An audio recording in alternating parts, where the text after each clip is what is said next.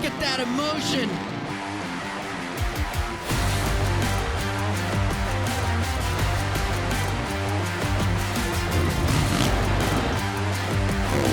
Around the outside.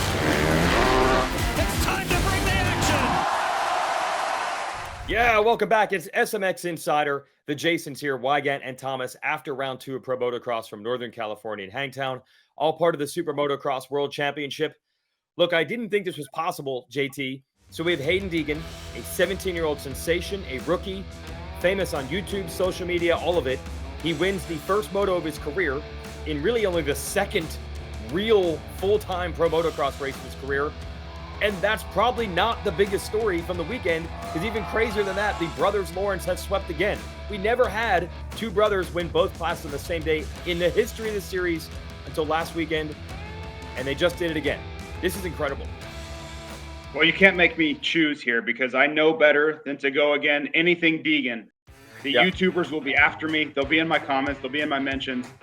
And he deserves a ton of credit, all of the accolades, to win a moto this early, this young. We'll get into that later. It speaks volumes as to what's possible from here. But I still lean into the Ride Red side. The Hondas have really taken over.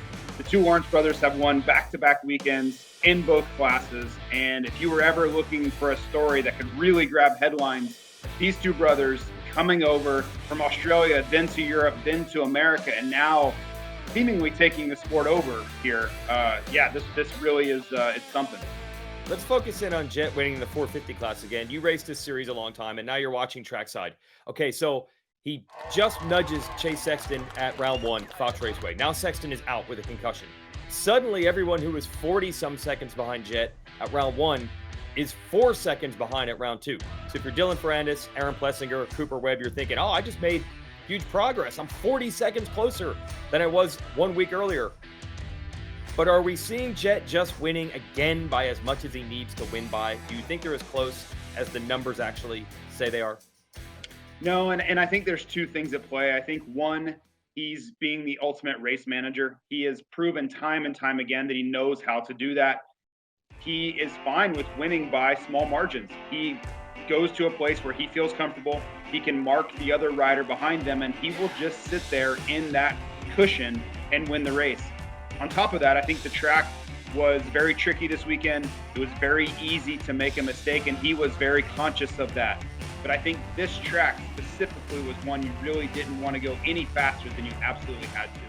All right, so to your point, though, it has been Honda domination. They win all 3 titles in Monster Energy Supercross and are leading both championships in Pro Motocross. But look, this is the team where just a month ago we were saying the curse. They had the curse of the GOAT on them.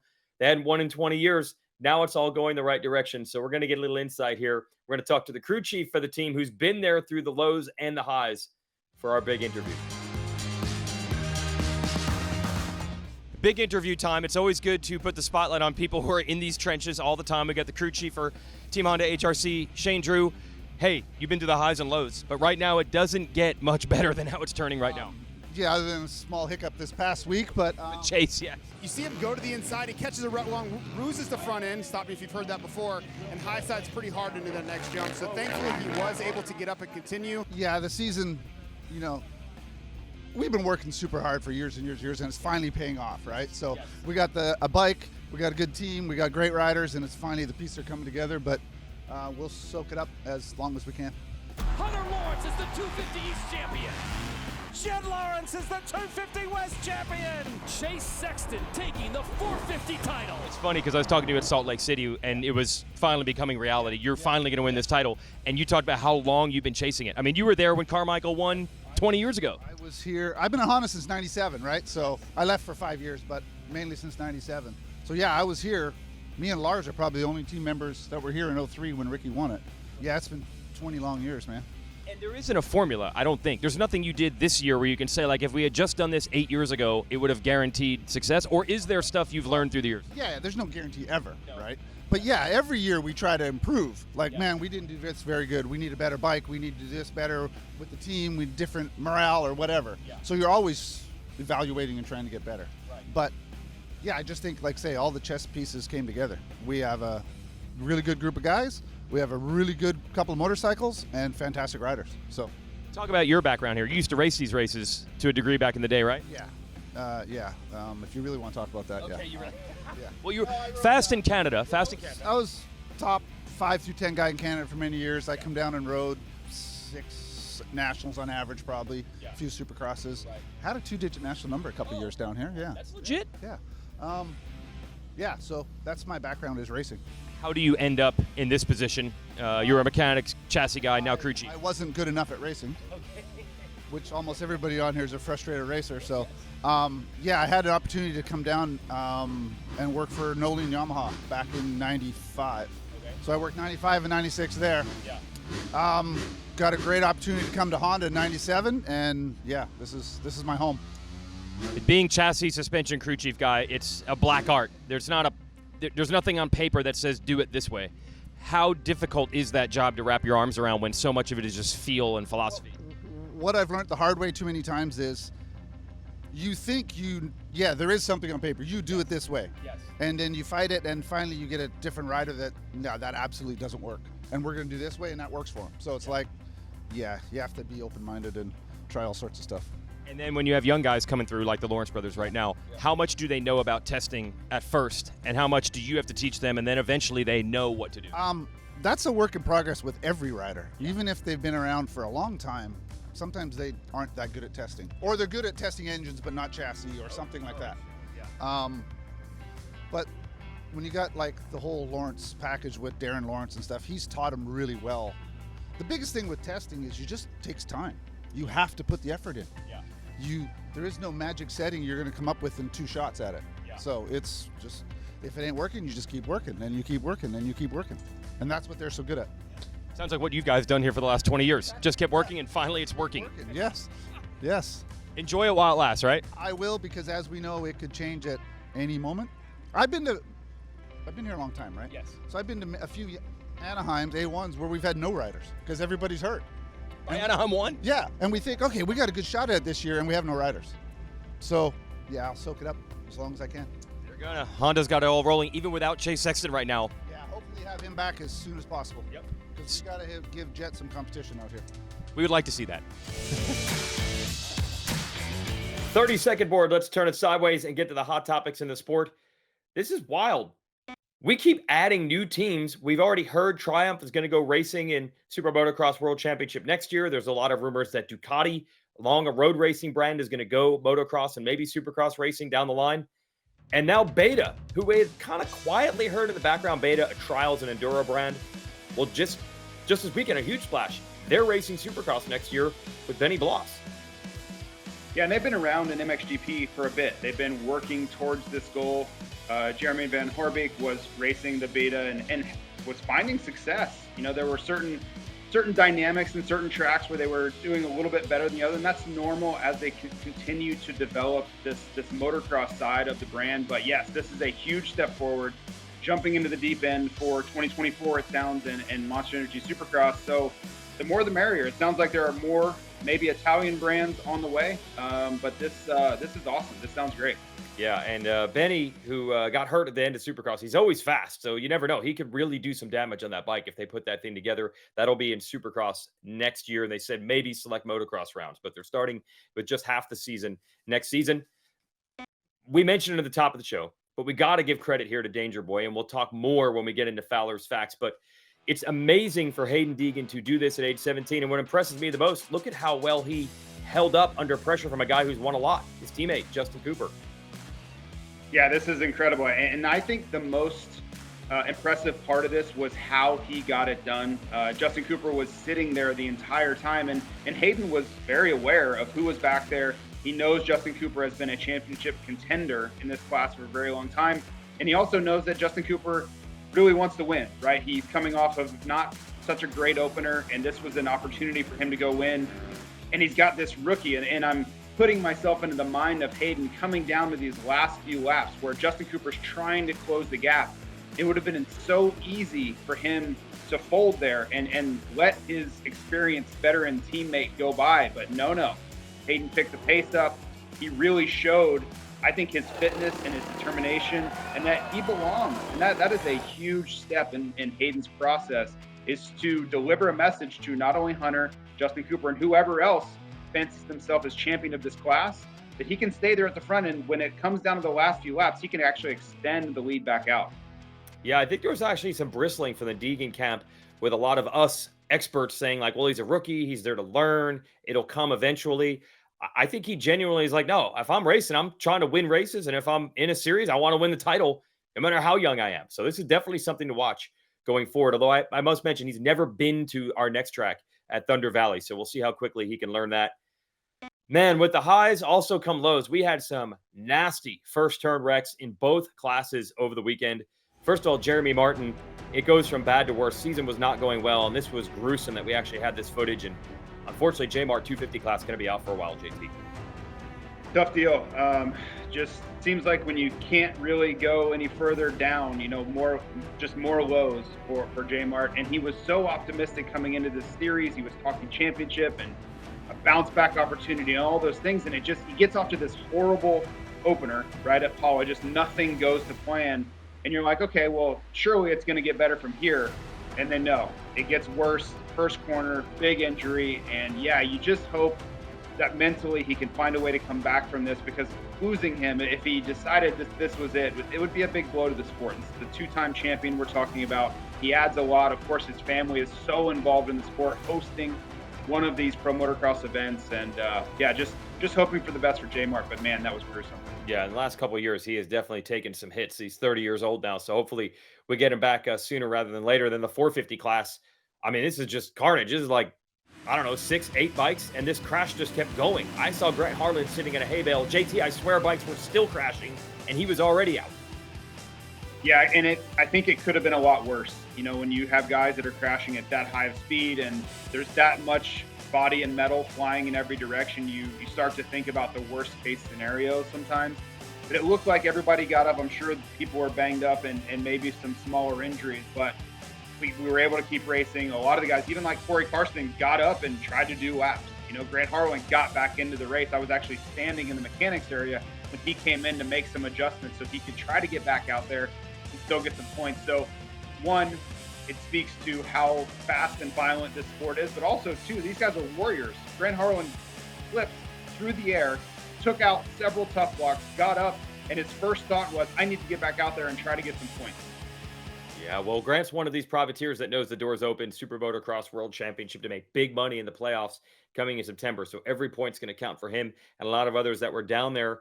And that's sprinkling over to our next topic, which is international flair. We've talked already about the Australians, the Lawrence brothers out front. You got Joe Shimoda running well as usual. A great second moto from Tom Vial, the Frenchman coming over from the MXGP series. And then also, what is this? Jose Butrón from Spain, Venezuela with Lorenzo Lecurcia, the Wildcat Racing team. I didn't even know this team was racing this year. These guys are top 10 every moto. So a lot of international flair right now. Yeah, it's great. And to your point, I know you've said this many times, just show up, right? If you can just show up sometimes, good things happen. And for these guys, they're just being opportunistic. Of course, you have to ride well and execute and be in shape and all those things. But when the doors open and there are injuries throughout the field, this is their time to shine. Yeah. And don't forget, not only Australians out front, but you have Ferrandis, who's second in points, a Frenchman. Shimoda, as mentioned, already a contender. Freddie Noren from Sweden. It's just a real potpourri of people from all over the globe coming here to race in America. But it seems like the one loss, the big loss in the 450 class, Ferrandis is second in points. It's because Chase Sexton is out. Now, we don't know what would have happened if Sexton had raced in Hangtown. Maybe Ferrandis and that group does make gains on him. It's amazing that Honda is able to absorb this. They just lost the Monster Energy Supercross champ, and they keep on rolling. But that's a big loss. And JT, you got to ask their team manager, Lars Lindstrom, about Sexton's condition. Yeah, so unfortunately on Tuesday, we were testing out at Paula again after the race there with the multi-team tests that we do. And Chase had a tip over that we actually didn't see. I shouldn't say a tip over, he had a crash. And enough to where he hit his head, and immediately he kind of knew there was something different about it. And so he went and got checked out and was diagnosed with a concussion. And at the same time, because of the way he was feeling and wasn't feeling 100%, he was also diagnosed with mono. So right now, we don't have an exact timeline. We're really hoping that he can be back for the next race next week in Colorado. But at the same time, mono is not the easiest thing to get over, so we're kind of playing it by ear, and we're really hoping to get him back sooner than later, though. We miss him a lot. All right, so really a bummer there. And the craziest part about this, I think, JT, is we really don't know what the timeline is now for Chase. Well, and for Honda, they went 20 years without having anyone that could get this championship done. And now they have redundancy. Like, they have a backup plan. I don't even know who the backup plan is. Is Jett the backup plan? Is Sexton the backup plan? I don't know, but they are blessed with riches, right? It's incredible how the pendulum swings violently in both directions here, where they just cannot find a way to get it done. And now they're like, well, just take our pick. If one guy needs to take a couple weeks off, no problem. We still have the best guy, even if he wasn't our initial Monster Energy Supercross champion coming in. So, yeah, it must be nice to be HRC Honda right now. Yeah, and that does continue with those Lawrence brothers out front. And with those wins, with Jett Lawrence going 4-0, there's only one other rider that's done that in this class. It used to be the 252-stroke class, now 454-stroke class. And that's the great Jeff Ward, speaking of Kawasaki, who was 4-0 to start his career in this class. That was all the way back in 1985. So, Wardy, good on you, buddy. Yeah, he's a legend. Kawasaki forever, right? Going back to the days of On Any Sunday, you think about Jeff Ward wheeling through in the background. Yeah, just incredible to win. And now Jett is tying that same record with first four Moto. So, great reference there. We're going to have Jett probably mentioned amongst legends in record books and race wins probably for a long time now. So this is just the beginning of that. And all this leads to our Super Motocross World Championship point standings, as we are now combining the points from Supercross and Motocross together to create seeding and rankings to get into the playoffs at the end of the year. And here's what's so intriguing. So Jett Lawrence doesn't have any 450 points from Monster Energy Supercross. And now, JT, he has slid into the top 20 already with 4 450 motos under his belt. Dylan Ferrandis has done the same, barely raced in Supercross. So it is really starting to get interesting now that we look.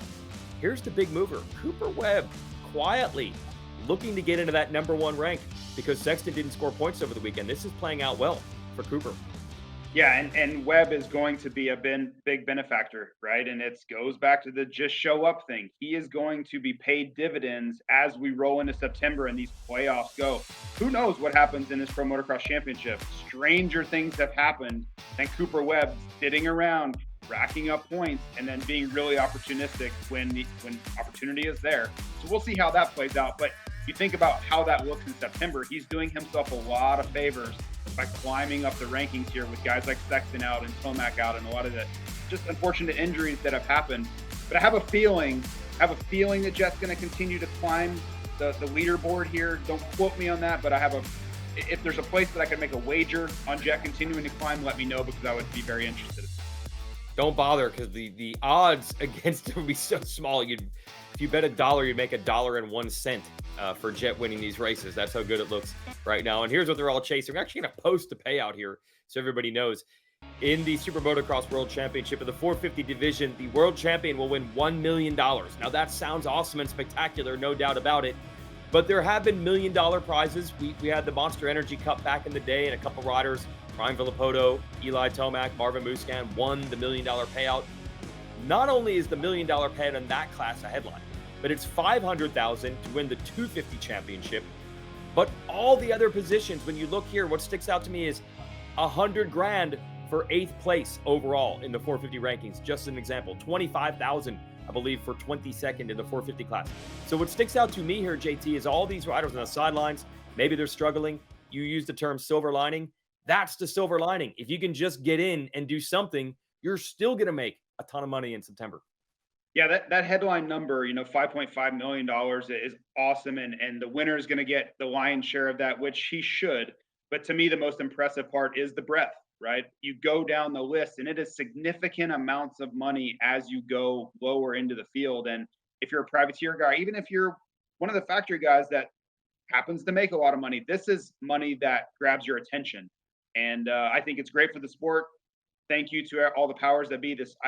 As a former racer, I understand all too well how much this can completely change your career and the trajectory of your life, really. So it's a great opportunity. And I think all of these guys have to take it very seriously.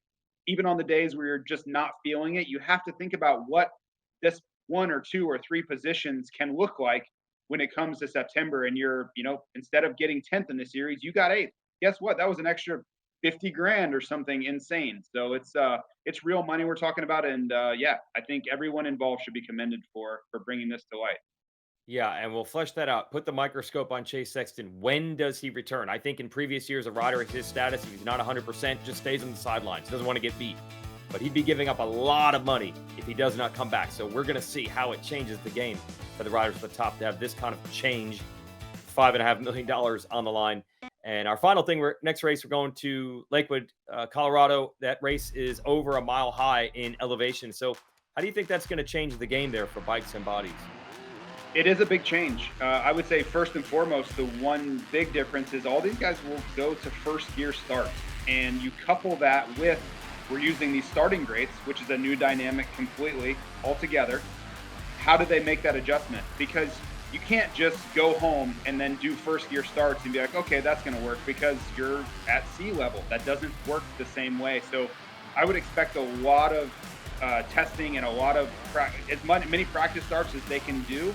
If I am Monster Star Yamaha or any of these teams that are very good at the preparation side, I would maybe fly great to Colorado and then do practice starts on Friday. That's what I would do, because there's no other way to replicate what first gear is going to feel like with a scoop tire at elevation. You make a great point. We did have press day at Hangtown, but they didn't have the grates down. So no one got to use the track learning on Friday as practice starts. Expect to see some teams begging them to put some grates down on Friday afternoon while they're there for press. But we all know they really consider it there to learn the track. So that'll be interesting to watch. Okay, fans, Pro Motocross season is now here. I'm excited about that. But if you know me, I'm more excited about deals and discounts. And I've got one to announce for you. International fans of Supercross and Motocross, the final 14 rounds of the Super Motocross season are now available for half off the original price on the Super Motocross Video Pass. That's right, 50% discount for all our international fans to watch the Pro Motocross season and the inaugural playoff rounds of the Super Motocross World Championship. So go to supermotocross.tv to purchase access to the exciting conclusion of this 2023 season. You get all our live races, our weekly show right here, SMX Insider, and over 800 plus hours of archived races.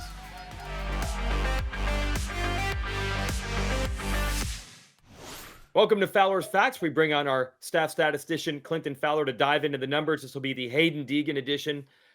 I feel like we've seen rookies win in this series before, but you're diving into the numbers. Yes, it does happen, but when it does, they are luminaries. They are legends that do this. Indeed, Weege. Haiden Deegan is now the 21st employee to win a moto 7 motos into his career. And he's amongst some of the greats. You look at the folks that have won multiple races at the top. You got Bob Hanna, won the first 5 of 7 motos in the small bike class. Pretty impressive.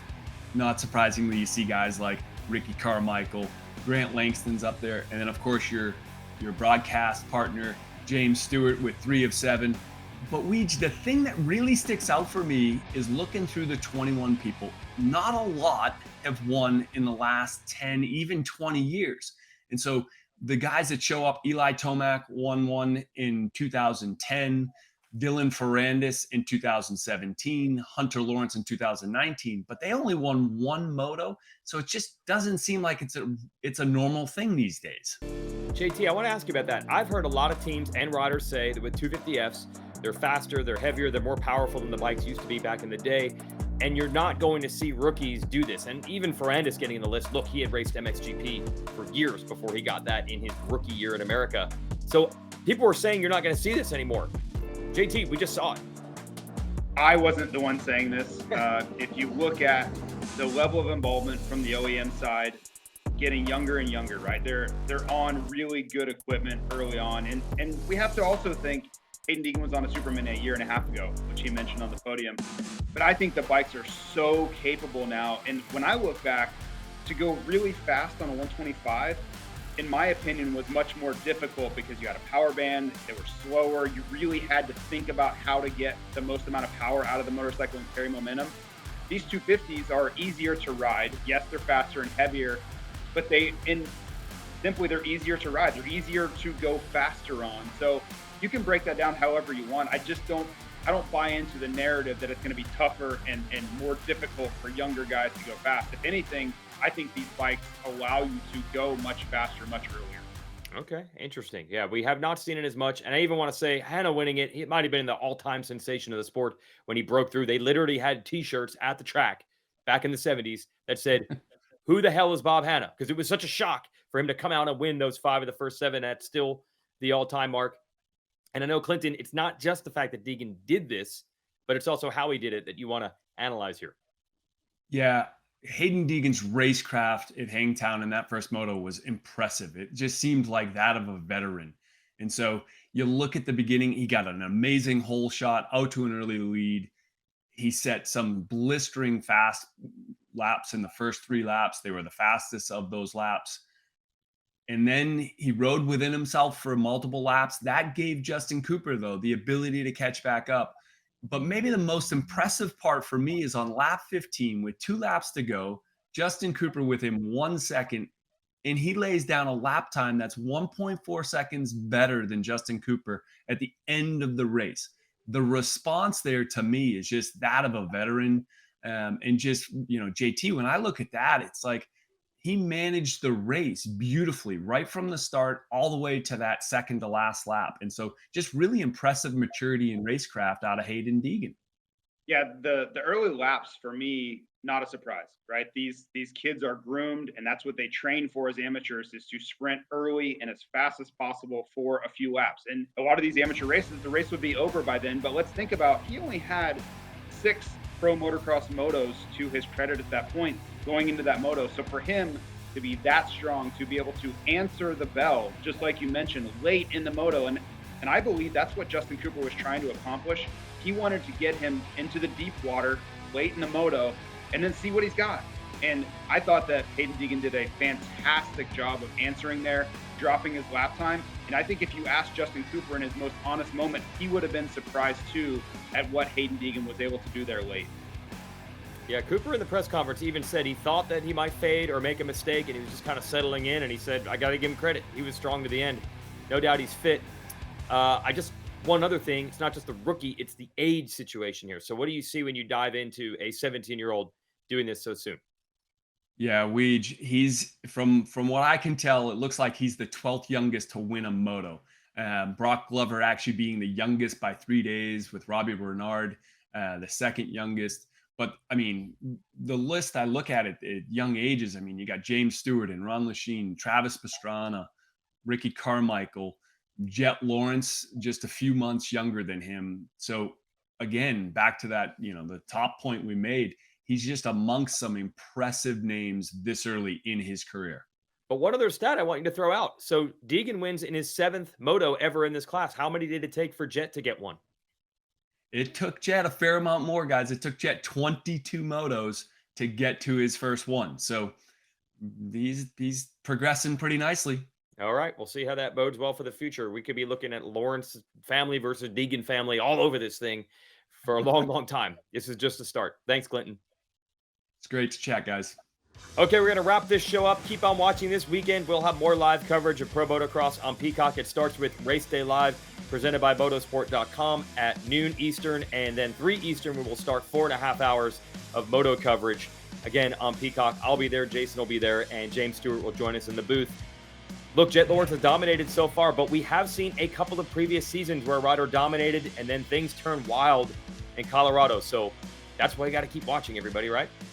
Yeah, and I think if you are Dylan Ferrandis or you're Cooper Webb or Aaron Plessinger, you have to be looking for a way in. You have to find a weakness in Jett Lawrence's game, which is not going to be easy. But remember, this was a track where he straight up lost a moto to Levi Kitchen last year, and he gave Levi tons of credit for his speed. So maybe this is a track where the door could swing open. Maybe we see Chase Sexton return. But I think they just have to keep trying. They have to keep the pressure on, try to force a mistake.